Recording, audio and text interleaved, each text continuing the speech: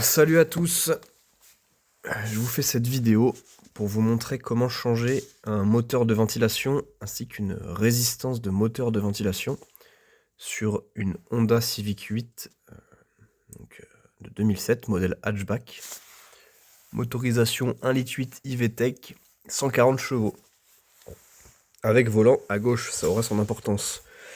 Donc dans quel cas est-ce qu'on pourrait être amené à effectuer cette manœuvre? Dans le cas où notre ventilation ne fonctionne plus ou fonctionne mal. Dans un premier temps, je vais vous faire une petite vue d'ensemble, de manière à ce que vous voyez ce que j'ai déjà démonté, et qu'est-ce qu'il faut démonter, et ensuite on ira un petit peu plus en détail à l'emplacement des pièces qu'il faut changer. Donc je vous fais d'abord une petite vue d'ensemble.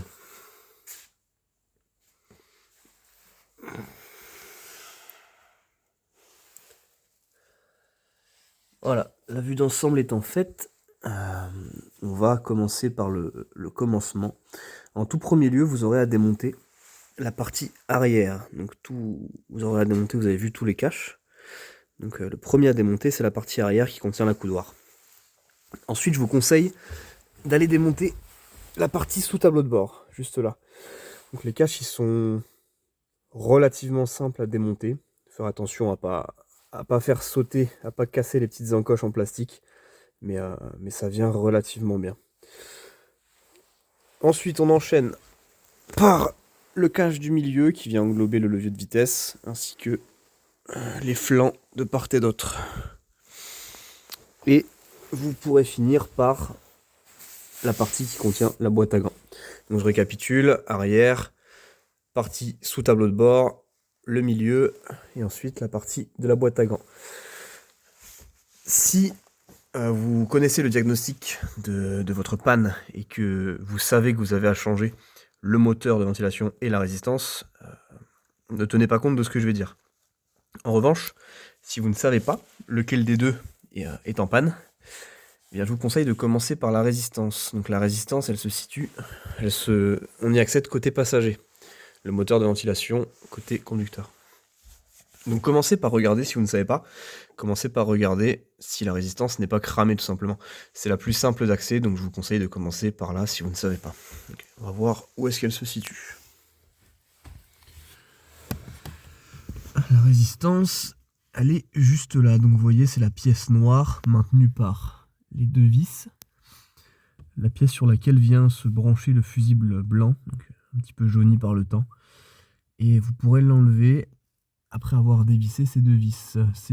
Elles sont accessibles, donc c'est des vis à double tête. Elles sont accessibles soit par une douille de 8, soit par un tournevis cruciforme. Et la pièce, une fois enlevée, elle ressemble à ça. Voilà. Donc, pardon. Ça c'est la partie extérieure, et la partie qui s'insère dans le logement, elle ressemble à ça. Voilà, la résistance du moteur de ventilation. On va passer de l'autre côté. Bien sûr, avant toute manipulation, pensez à débrancher la batterie.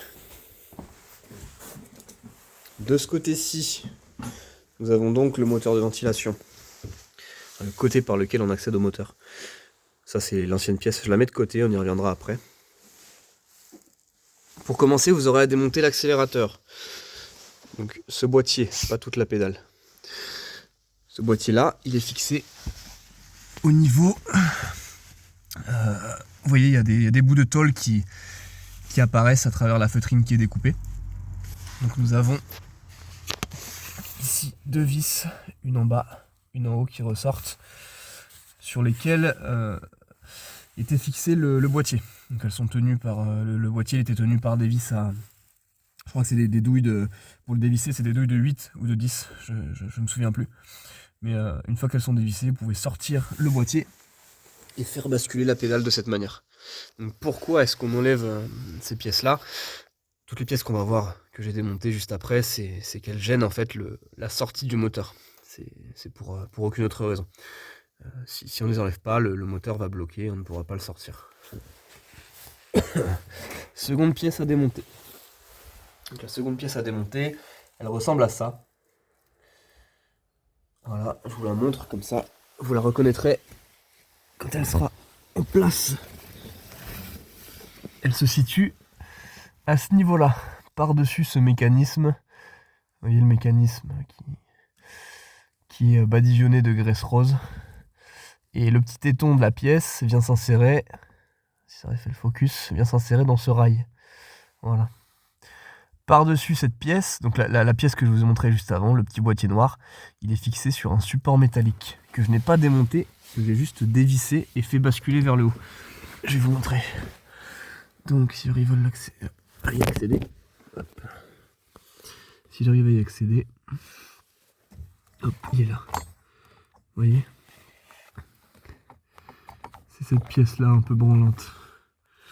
Donc j'ai juste dévissé, les vis étaient fixées à ce niveau-là. Là. Et c'est des vis pareil, c'est des vis à double tête, donc douille de 8 ou cruciforme. Et cette pièce qui était initialement positionnée comme ceci, je l'ai dévissée et faite basculer sur son axe vers le haut.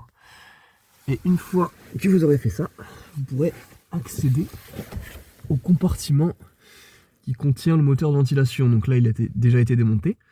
Et je vais vous montrer par quoi est-ce qu'il était tenu.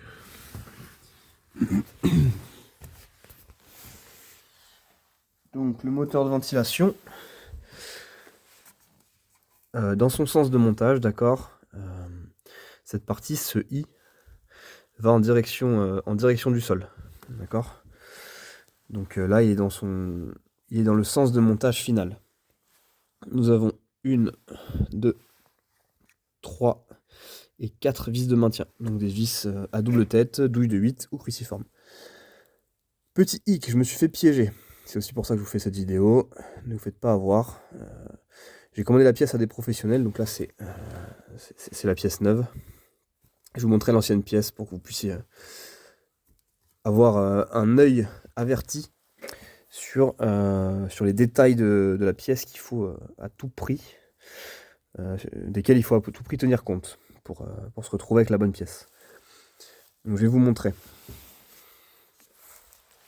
Voilà. La seconde pièce. Donc, qu'est-ce qu'on voit? Elles sont toutes les deux dans le sens de montage, d'accord? Et qu'est-ce qu'on voit? C'est que ce quatrième emplacement qui vient recueillir la quatrième vis de fixation, elle n'est pas du même côté en fonction des deux supports. Donc là, nous avons l'ancien support avec ce petit emplacement qui se situe à gauche du I, pour un volant à gauche. Et cette pièce, la nouvelle pièce que j'ai reçue, avec ce support qui se situe à droite du I, pour un volant à droite. Donc c'est une pièce qui est prévue pour un moteur, pour un véhicule anglais, avec accessoire de pilotage à droite. Et donc la plupart du temps, le reste des pièces inversées aussi. Voilà, j'ai commandé chez des professionnels, dont je ne citerai pas le nom. Et je me suis fait avoir cette petite vis là qui... Pardon. Ouais, c'est celle-ci. Cette petite vis là qui dépasse, elle vient buter. Et je peux pas rentrer la pièce dans son logement. Donc... voilà, ne vous faites pas avoir sur ce petit détail.